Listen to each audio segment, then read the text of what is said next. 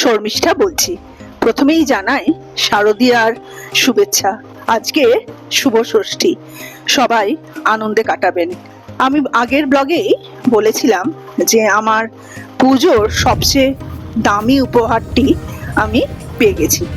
সেই দামি উপহারটি আনতেই আজকে চললাম এয়ারপোর্ট। চলুন আপনাদেরও নিয়ে যাই।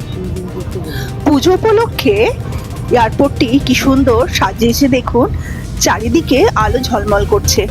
প্রত্যেকেই নিজের শহরে পুজোর কদিন থাকতে চায়, হয়তো কর্মসূত্রে বিদেশে বা শহরের বাইরে অন্য শহরে থাকতে হয়, কিন্তু এই পুজোর কয়েকদিন কলকাতায় না এলে তাদের মন ভরে না। তেমনি আজকের আমার মেয়ে কলকাতায় আসছে, সেটাই আমার সবচেয়ে বড় দামি উপহার। আমরা এয়ারপোর্ট তো পৌঁছে গেছি, এখনো মেয়ের আসতে দেরি আছে, তাই এয়ারপোর্টে বসে কিছুক্ষণ সময় কাটালাম। আর এয়ারপোর্টের চারদিকে কিরকম সাজানো হয়েছে তা ফোনে তুলে রাখলাম।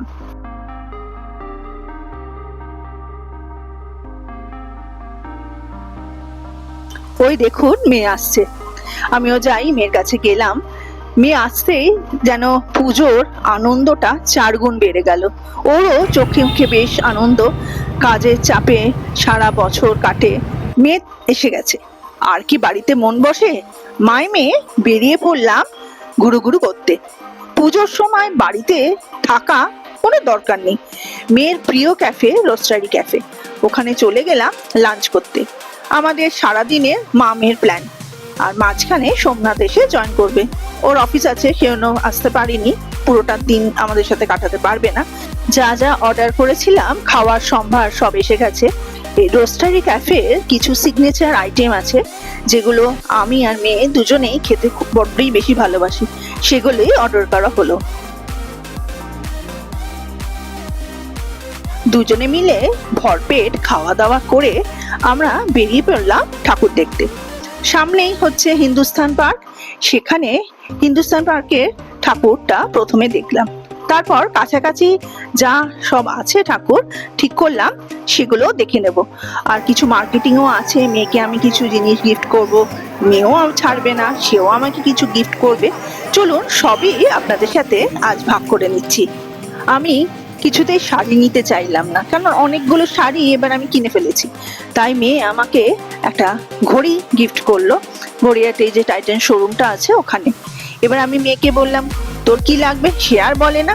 আমি জোর করে টাইটান শোরুমের কাছে যে প্যান্টালুন্সটা আছে গড়িয়াতে সেখানে নিয়ে গেলাম।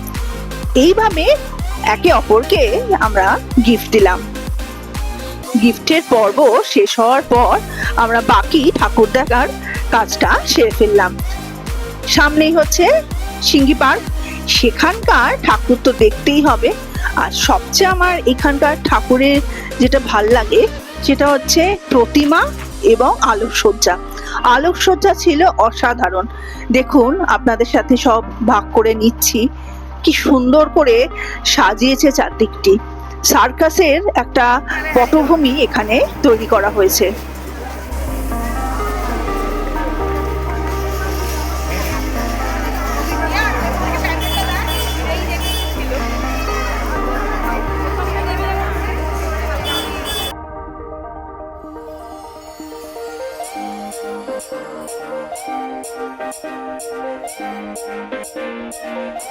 এবারে প্রতিটি মণ্ডপে একটা নতুন জিনিস চোখে পড়লো, সেটা হচ্ছে মোশন।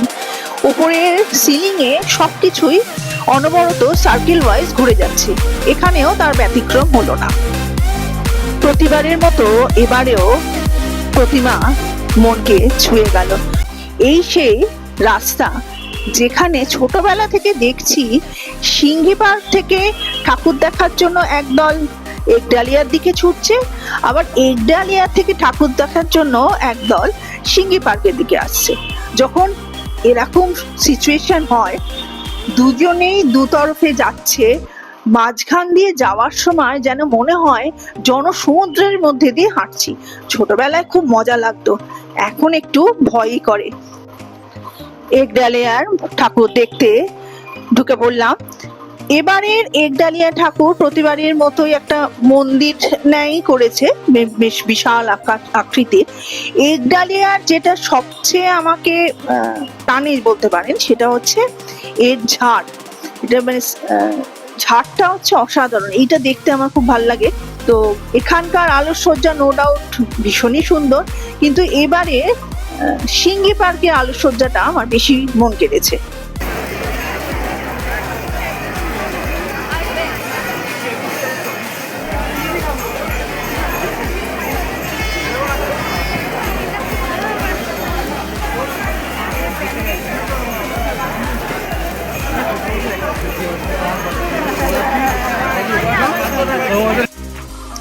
ধীরে ধীরে ভিড় ঠেলে মণ্ডপের কাছে চলে এলাম। দেখুন মণ্ডপটি কি সুন্দর, বিশাল আকারের একটি মন্দির। প্রতিমা তো খুবই সুন্দর, কিন্তু এর বললাম আগেই ঝাড়টা দেখুন একবার।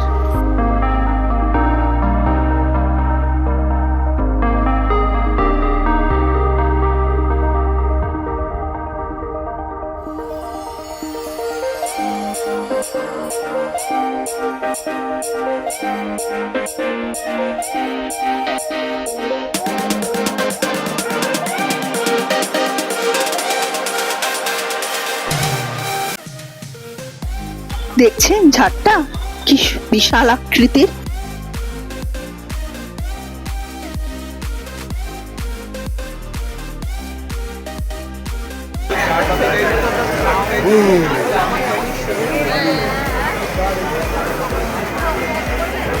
একডালিয়ার ঠাকুর দেখে আমরা সোজা চলে গেলাম বাটায়।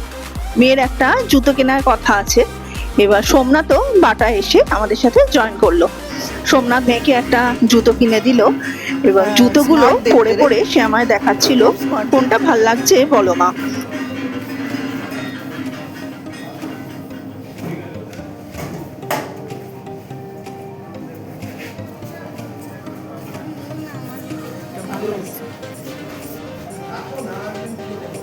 এটা থেকে ব্ল্যাকটা বেশি ভালো লাগছে পায়ে,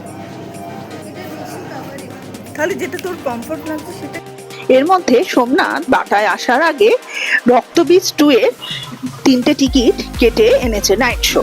সেজন্য আমরা তাড়াতাড়ি বাটার কাজ শেষ করে হাঁটা মারলাম প্রিয়ার উদ্দেশ্যে। রক্তবীজ 2 আমার ভালো লেগেছে, সেকেন্ড হাফটা আমার বেশি ভালো লেগেছে। আমার ব্যক্তিগত মতামত, রক্তবীজের যে প্রথম সিনেমাটা হয়েছিল সেটা বেশি আকর্ষণীয় ছিল রাদার দ্যান এইটা। এখানে আমার কিছু কিছু জিনিস ভীষণ অতিরঞ্জিত লেগেছে এবং কাল্পনিক লেগেছে, কিন্তু রক্তবীজ 2 এর সেকেন্ড হাফটা সত্যি রোমাঞ্চকর ছিল, সেটা বলতেই হবে। নাইট শোতে সিনেমা দেখে বাড়ি ফেরার পথে মেয়েকে বললাম, চ দেশপ্রিয় পার্কের সামনে দিয়ে যাচ্ছি, দেশপ্রিয় পার্কের ঠাকুরটা বরং দেখে নি, আজ হয়তো একটু ফাঁকা হবে। দেশপ্রিয় পার্কে ঢুকে দেখি ফাঁকা তো নয়, কিন্তু অত ভিড় নেই যে আমরা ঠেলাঠেলি করে যেতে হবে। মনটাকে সত্যি ভালো করে দিল এই দেশপ্রিয় পার্কে ঠাকুর মণ্ডপ সজ্জা, দারুণ, এক কথায় অনবদ্য দুর্ধর্ষ। যদি না দেখে থাকেন একবার দেশপ্রিয় পার্কে ঠাকুর দেখে যাবেন। মণ্ডপটি ড্রাগন আকারের বজ্র টাইপের মণ্ডপ, আর সাজসজ্জা ভেতরকার যে মণ্ডপের ভেতরকার সাজসজ্জা, যেই ঢুকছে সে একবার ওয়াও বলে ভেতরে মণ্ডপের ভেতরে ঢুকছে।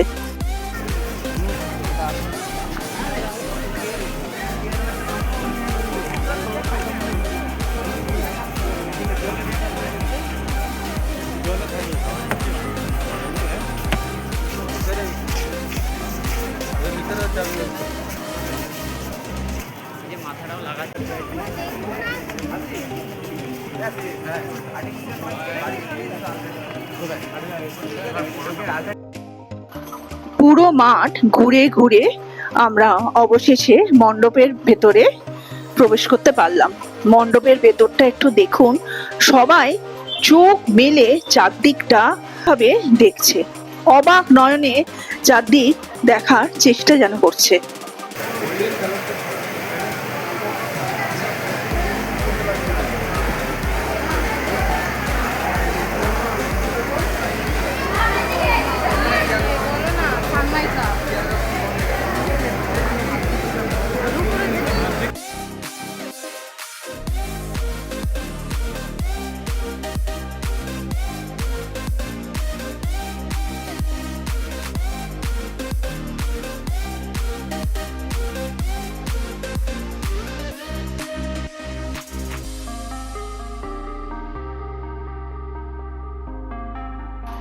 দেশপ্রিয় পার্কের ঠাকুর দেখে বেরিয়ে আমরা কাছাকাছি আরো কয়েকটা ঠাকুর দেখলাম।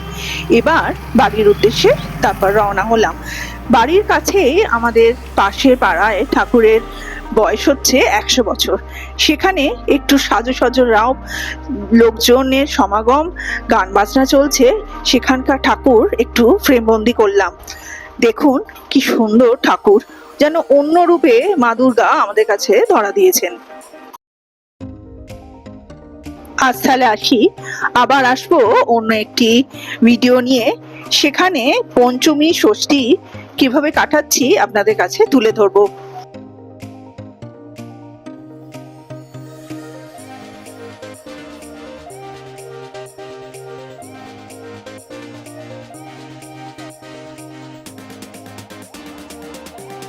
কার মতো যাই, তাহলে সবাই ভালো থাকবেন, সুস্থ থাকবেন, আনন্দে থাকবেন, পুজোর দিনগুলো খুব আনন্দে কাটাবেন। নমস্কার।